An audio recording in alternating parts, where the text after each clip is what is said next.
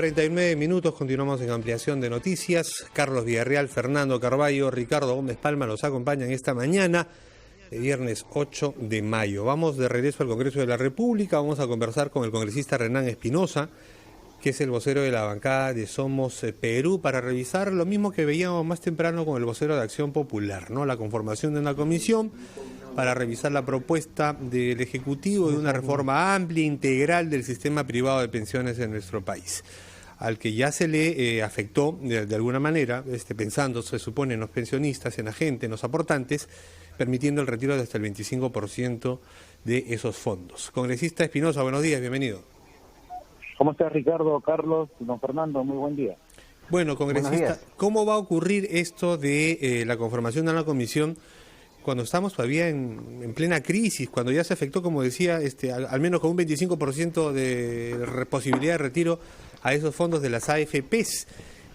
¿No sería mejor dejar que la emergencia sea levantada para discutir esto ya en frío y con otra visión distinta, más técnica? No creemos eso. La emergencia no impide que trabajemos, ¿no? O sea, eso no hay ninguna imposibilidad. La emergencia solamente nos obliga a cautelar que evitemos el contagio, pero necesitamos seguir pensando. El mundo no se va a acabar con el COVID. El mundo va a seguir y va a seguir en un mundo mejor con este espacio de reflexión y sobre todo lo que queremos y lo que en el mundo vemos. Las AFP en muchos países no han funcionado y en el nuestro tampoco. Entonces necesitamos iniciar justo en estos momentos. ¿Cómo así, congresista? Un proceso de visión distinta, ¿no? Sí, congresista, evidentemente siempre hay críticas, todo es perfectible, pero ¿cómo puede asegurar usted, así de arranque, las AFP no han funcionado, en el Perú tampoco? ¿Cómo así no han funcionado? Si todavía es... Bueno, si los ciudadanos que son los que aportan están insatisfechos, yo concluyo que no ha funcionado. Si el ciudadano está satisfecho, concluyo que sí funciona algo. Así es simple y sencillo. O sea, no hay lamentablemente muchas fórmulas, porque como bien lo dice, nada es perfecto. Bueno, llámesele popularidad, llámesele hacer caso a los ciudadanos, llámesele saber cómo los ciudadanos están dispuestos a no soportar que su dinero sea bien o mal administrado. Eso es una cuestión lógica, ¿no? Bueno, surgió pero, señor esto porque... Espinosa, con ese mismo criterio, los ciudadanos no quieren que los obliguen a quedarse en su casa, pues entonces que no haya cuarentena. Si su lógica política es simplemente plegarse a los deseos espontáneos de la población, no hace falta que hayan políticos. Simplemente personas que traduzcan cuáles son esos sentimientos. Como usted sabe, no se trata de las empresas AFPs, no se trata de defenderlas a ellas, se trata de defender la situación financiera de nuestro país y el plan económico que ha elaborado el gobierno para salir de la más grave crisis que hemos atravesado en nuestra historia republicana. La pregunta es por qué, en este contexto complejo, habiendo ido la ministra de Economía a explicarles con detalle qué es lo que puede pasar si los bonos peruanos cayeran en su cotización, qué podría pasar si la inflación se desata y nuestra moneda nacional pierde fuerza. Esos son los temas macroeconómicos que ustedes como políticos deben orientar, en vez de decirnos que la gente no quiere, entonces que nos haga. Lo mismo podría decirse sobre impuestos o sobre la luz roja de los semáforos. Don Fernando, usted tiene mucha razón, pero hay que recordar, en nuestro país es una obligación tener un ahorro previsional y sobre eso no hay discusión. Sobre eso no hay discusión. Yo entiendo perfectamente que no necesariamente lo que la masa diga es lo correcto. Ya hemos visto muchos ejemplos en la historia del mundo que eso siempre ha sido a veces un caos. En muchas cosas sí, a veces no. En nuestro país es obligatorio tener un ahorro previsional y eso hay que defenderlo. Acá no está en cuestión el ahorro previsional, está en cuestión cómo están administrando los ahorros previsionales de la gente. Ese es el tema del asunto. No es nada en contra de la SFP ni a favor de la SFP, nada. Es cómo administran los ahorros previsionales, que es una obligación y que tiene que seguir siendo una obligación para que cuando lleguemos ancianos no estemos estirando la mano. Entonces, ese es el gran medio del asunto. Por eso es que el Congreso va a formar una comisión para analizar y hacer una modificación integral al sistema de pensiones, sea el privado o el público. Entonces, esto es una gran discusión y es el momento, más vale tarde que nunca, de hacerlo, porque escucho al Ejecutivo y muchos expertos y opinólogos que han salido en las últimas semanas decir que no, que el Congreso está haciendo populista, que es un error, pero sí reconocen que el sistema de pensiones hay que reformularlo, hay errores. ¿Pero qué están haciendo? No han hecho nada. Entonces, ahora este Congreso quiere hacer algo para poder establecer un espacio de diálogo y llegar a un buen entendimiento para que la administración de los recursos previsionales sea mejor llevada, tanto de la ONP como del sistema privado. Congresista, permítame un par de preguntas. En primer lugar, ya que tanto se preocupa usted por lo que dice la población también ha exigido desde un comienzo transparencia a los funcionarios públicos. Y ustedes ayer han aprobado un proyecto que la verdad es una especie de autogol al Congreso, porque como que los congresistas tienen aquí privilegios en el tema de la presentación de la declaración jurada y se rigen bajo lo que diga el Consejo Directivo, escogiendo, y está en la norma, a quienes se les obliga a presentar esto ante Contraloría. Y en segundo lugar, ¿por qué ayer no se debatió un tema tan urgente? ¿No cree usted que fue un error no debatir este proyecto del Ejecutivo sobre deshacinamiento en los penales cuando estamos en una situación de emergencia, priorizando otros que la verdad no eran urgentes? Carlos, a ver, sobre la resolución legislativa que se aprobó el día de ayer sobre la declaración jurada de intereses, no es preciso lo que dices tú. Lo que se ha aprobado está en la norma, por si acaso. Vamos, sí, yo obviamente, yo le leo igual que tú. Mira, el decreto de la declaración jurada de intereses no la vamos a presentar a la PCM, que es lo que se ha aprobado ayer, la vamos a presentar a Contraloría. Entonces, no se tergiverse que no se quiere transparentar la información. Máximo si la información es pública. Lo que pasa es que el Consejo Directivo va a decidir quiénes presentan o quiénes no. No, el Consejo Directivo está en la norma, congresista, está en el reglamento. Pero, Carlos, déjame terminar de explicarte. El Consejo Directivo va a decidir respecto a los funcionarios del Congreso, al personal parlamentario. Pero yo estoy hablando de los congresistas. Los congresistas están obligados a presentar su declaración jurada de intereses.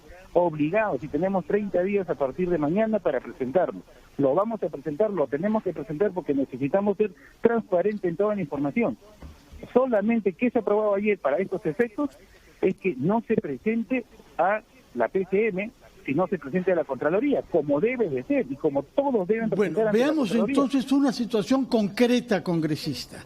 Un compañero suyo de bancada, y no de los menores, puesto que es vicepresidente del Congreso, del señor Aliaga, ha sido abogado de los colectiveros durante mucho tiempo.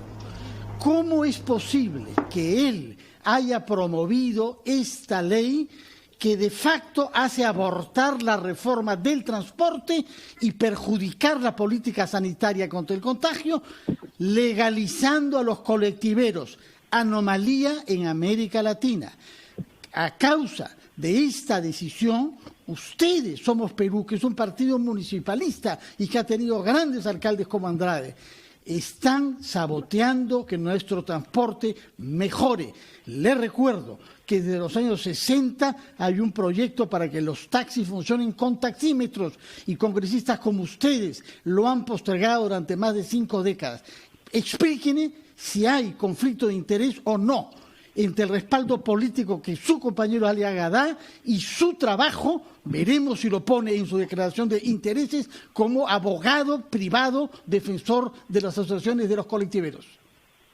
Don Fernando, no me consta a mí que el congresista Aliaga haya sido abogado. A mí sí me consta, porque me lo ha dicho en 3 entrevistas diferentes y yo le creo cuando hacía campaña, así como le creía a usted cuando prometió que no habría inmunidad para los parlamentarios. Y lo que veo ahora es que una de las primeras cosas que hacen es precipitarse a cambiar el reglamento para estar en un estatuto diferente que el resto de los funcionarios respecto de su declaración de intereses.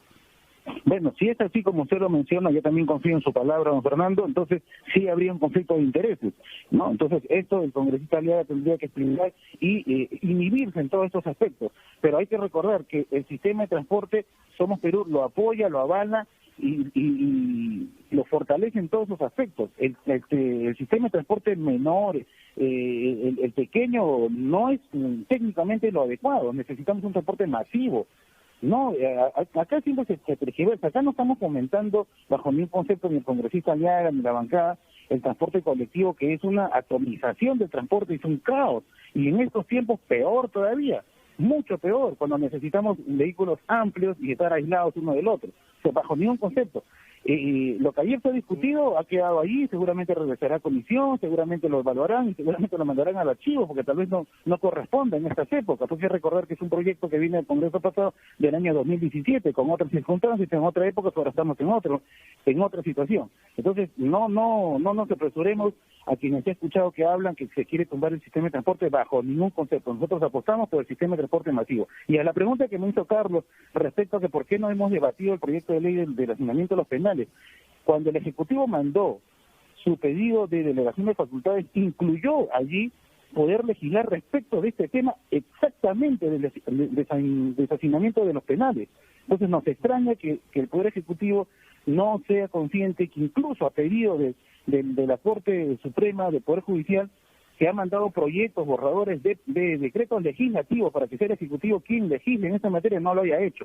Así que, siguiendo el conducto regular, se ha mandado comisiones para que esto puedan dar su opinión. Pero, y el presidente del Congreso exhortará al Premier para que sean ellos los que saquen el decreto legislativo. Ahí hay medidas extraordinarias, justamente en el tema de deshacinamiento. Entonces, tranquilamente se puede dispensar el trámite de comisiones y yo creo que se debió debatir el día de ayer. Y otro tema, insistiendo con el caso de las declaraciones juradas, tengo aquí la norma, efectivamente, y dice, deberes funcionales, los congresistas tienen la obligación de presentar declaración jurada de intereses conforme a las disposiciones que para tal fin establece el Consejo Directivo. Y obviamente establecer la relación de funcionarios. Definitivamente nos parece que esto es un contrasentido, congresista. Yo insisto en el tema, respeto su opinión, pero esto me parece que no va de acuerdo con la promesa de transparencia que muchos hicieron en campaña electoral. Pero Carlos, tú lo acabas de leer, Carlos, tú lo acabas de leer. Por eso. Y te agradezco. Los congresistas están obligados a presentar la declaración conforme a las disposiciones del Consejo Directivo. Esos son temas procedimentales, vale decir, en tal horario, en tal momento, en tal circunstancia, en tal formato, pero el requisito y los datos que se tienen que llegar están establecidos la relación en un decreto de urgencia, que es el decreto de urgencia 020.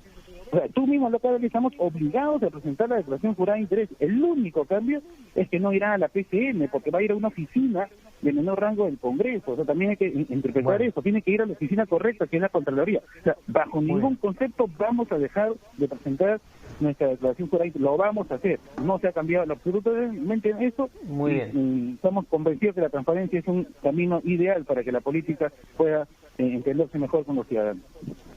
Bien, congresista, muchas gracias, muy amable por sus declaraciones. Gracias, Carlos. Muy buenos días. Vamos a una pausa y continuamos con la ampliación de noticias.